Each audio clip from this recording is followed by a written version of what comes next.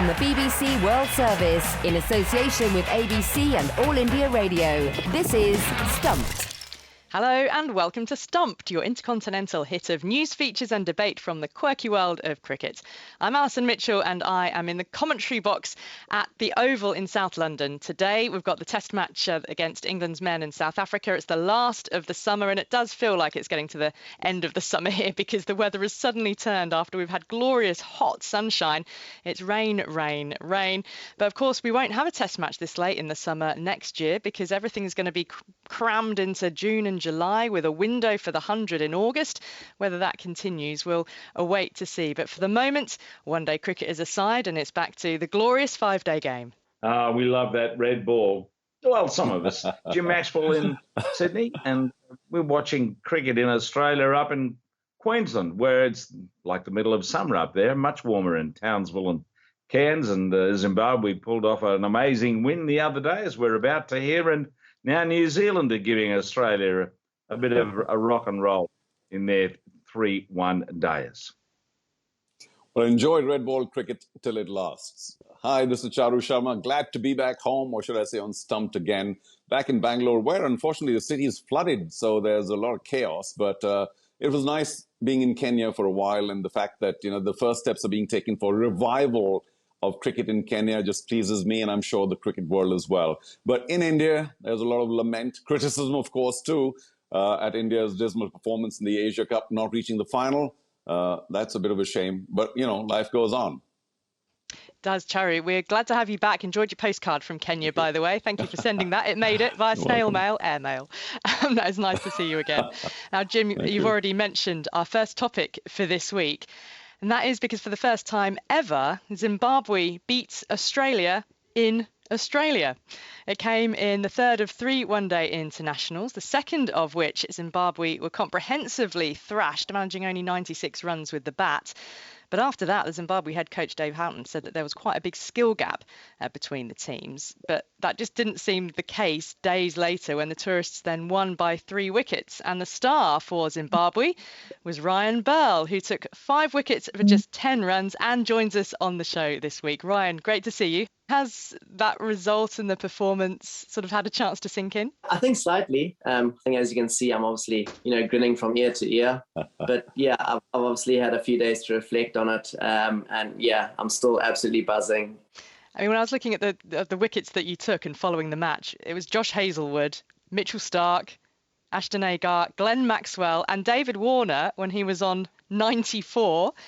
Talk us through those and which was your favourite, I suppose? Yeah, well, obviously to begin, I think I got Maxwell out first, and in the first ODI, he gave me a bit of a slap. So it was obviously, quite nice to get him, get one back over him, with a nice caught and bowled. Second wicket was honestly a gift. I think I tossed up a full toss, and Agar just clipped it to mid wicket. So that was a bit of a gift. And then obviously Davey Warner on 94, probably trying to take on, the boundary option, to try and get his 100, and obviously miscuing that. So that was a good one. And then, I think the second last one was Starkey, a little bit slower in the air, managed to get him bowled. And then the last one, just got one to just go a little bit quicker through and find Hazelwood's edge to get the 5. So very happy. And yeah, like I said, grinning from ear to ear. Yeah, it's a tremendous achievement. Jim Maxwell in Sydney, a magnificent performance. But after getting that hammering right in the second ODI, did you believe that this result was possible for Zimbabwe? So to be honest, Jim, I think, kind of looking at the early, summer pitch, or I don't know if you refer to it as to the winter pitch here in Australia, we kind of knew that the tosses were going to play a massive part in the game. So we always kind of said to ourselves, even after the first game, we just said, we win a toss, we bowling first, we're going to put them under pressure.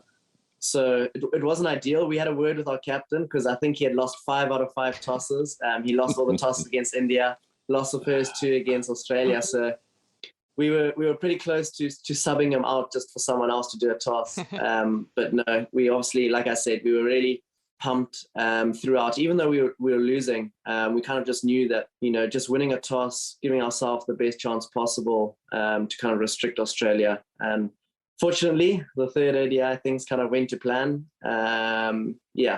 So all good. Ryan, the World Cup Super League has obviously played a huge part in sort of Zimbabwe's development and getting to where you are now, and in the T20 qualification for the World Cup. I was noting that the board has recently issued its first raft of female player contracts as well, so developing in that sense. Are you concerned by the fact that there is no more World Cup Super League, and even looking at, say, fixtures against Australia and England, there will be none for Zimbabwe against those two countries over the next 5 years? How do you see that landscape? It's kind of a tricky one, to be honest, Alison. Like you said, without the opportunity of playing those big teams, in the Cricket World Cup Super League cycle, and that's kind of what the Cricket Super League has kind of created, an opportunity for us to play those teams that we haven't been playing.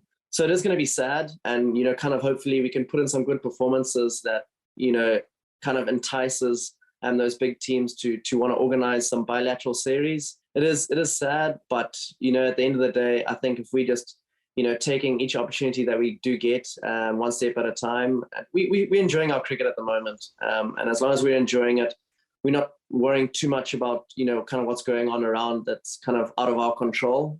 We're just enjoying our cricket and hopefully trying to win each game we play. Well, I wish you best of luck for the T20, and of course, congratulations on the win over Australia. It's so good to have you with us on Stumped. Thank you. So that was Ryan Burl, Zimbabwe leg spinner.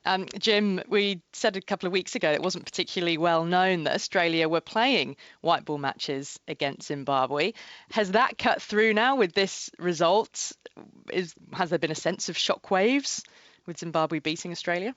Less so than had it been in the cricket season, I think, because we're still pretty much overwhelmed here with finals in the AFL, Rugby League. South Africa's rugby union team's been here losing and then winning. A bloke called Kyrgios has been smashing his rackets in New York. There seems to be a fair bit going on, but it did get more of a mention on the news than it normally would because Australia lost. And a lot of people say, what? They bowled them out for tuppence the other day. How could they lose?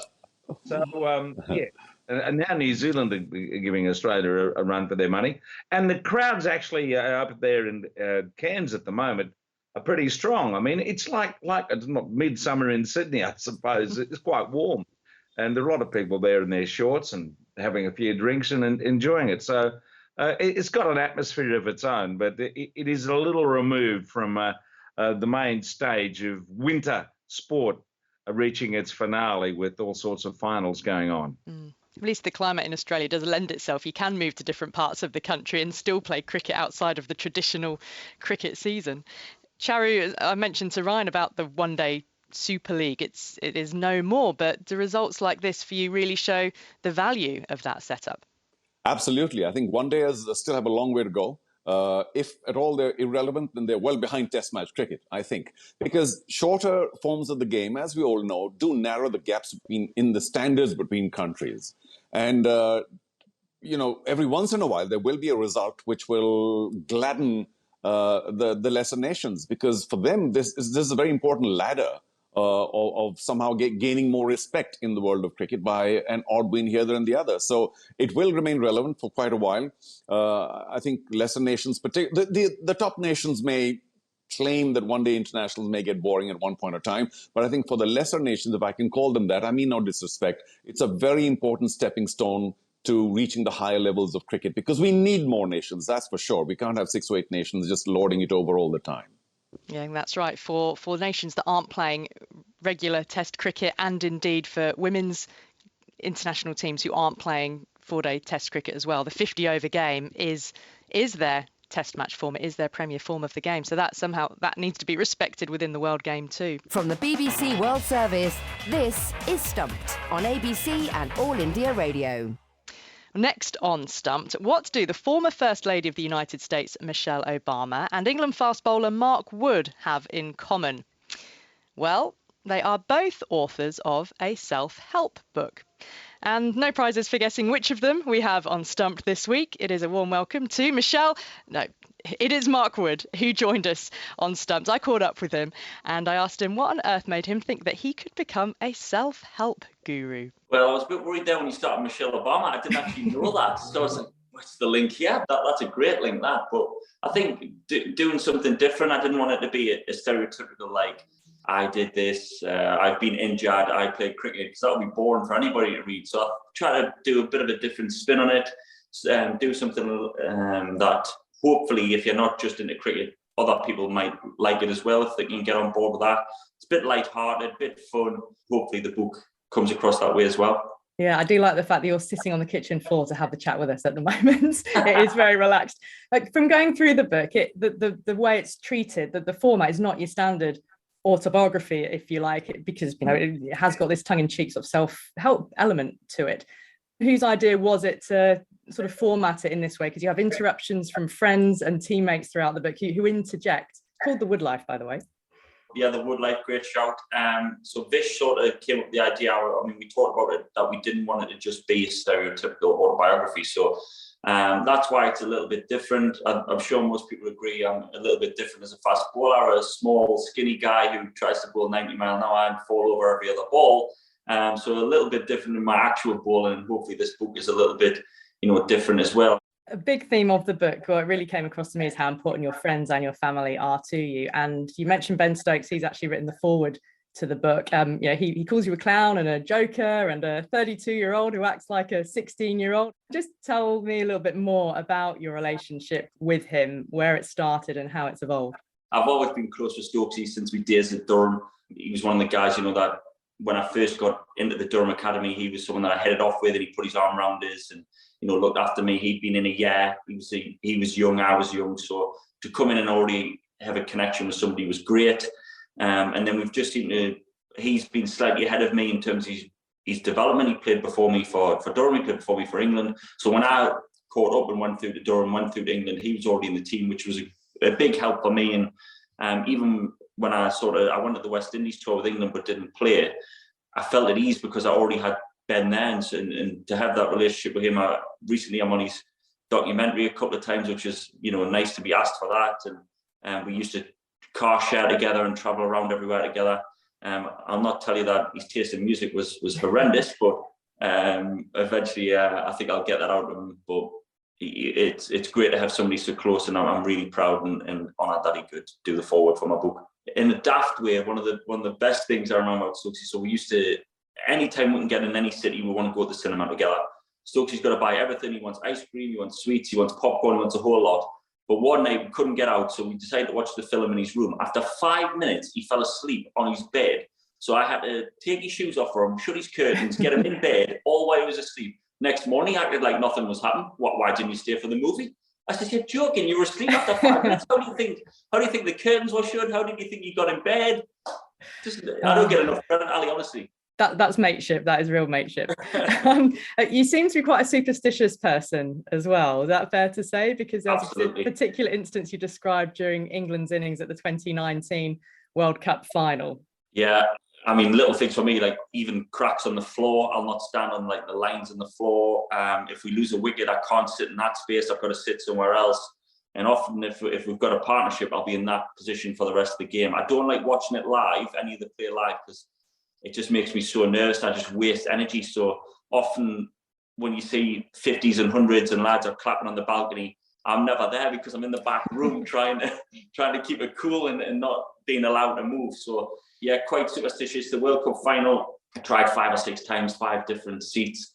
And of course, the famous one that I managed to watch 20 overs from was the washing machine. So to even tell that story now, it's beyond belief that the World Cup final, I spent 20 overs on the washing machine with the attendant doing the washing at the time as well, by the way. But Woody, if we finish on a note of advice, because of course your book is full of advice, could you either leave me with something, either a bit of advice from the book that will stand us all in good stead on a general basis, or something completely new that's just a good bit of advice for life?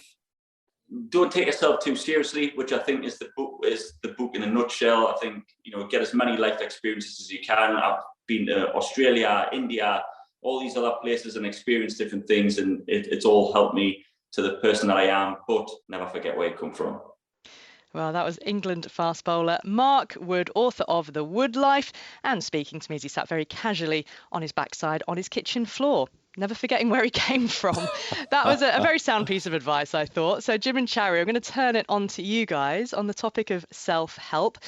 Is there one bit of life advice each that you could pass on to me as well? What bit of advice either, is somebody maybe passed down to you that you can share with our audience? I've crystallised it for you, Ali, through all the advice I've had from my mother and my father, to the advice from people around the game of cricket, or even before that, when I was travelling overseas and I ran into some well-known Australians who pointed me in a certain direction. It's the advice I gave my youngest son when he made his first grade debut at the end of last season. It was, watch the ball. Nice one. Charu, what about you? I'd love to have people deal with this lifetime with respect and humility. That's a wonderful combination, I thought. I try and follow it myself. And even in the world of sport, if they do that, it'll be great. It just, I think, brings a great sense of calm. So do try and go through life with respect for all. I mean, in a symbolic sense, from the queen to the pauper. Doesn't matter who. Respect everybody, be humble, and it possibly will work well for you in terms of keeping you calm. I think it's very important to take a moment to appreciate and to celebrate the small things, and to celebrate them with those around you as well, because so often, we fly through life, don't we? And we have one experience after the other, and there's a time where you just need to take a moment, take a pause, open your eyes, realize what's around you, and take a moment to appreciate, and then to celebrate the small things that you've done well in life. So that'd be my bit of advice for you too. Thank you. Well, that is it for this week's Stumped here on All India Radio. Don't forget you can follow us on Twitter. We're at BBCWS Sport and use the hashtag BBC Stumped. And check us out on YouTube as well. Go to the BBC World Service's YouTube channel and you'll find us there. So my thanks to Charu Sharma and Jim Maxwell, and to all of you. We'll see you again next week. Bye-bye. Stumped is a BBC sport production for the BBC World Service in association with the Australian Broadcasting Corporation and All India Radio.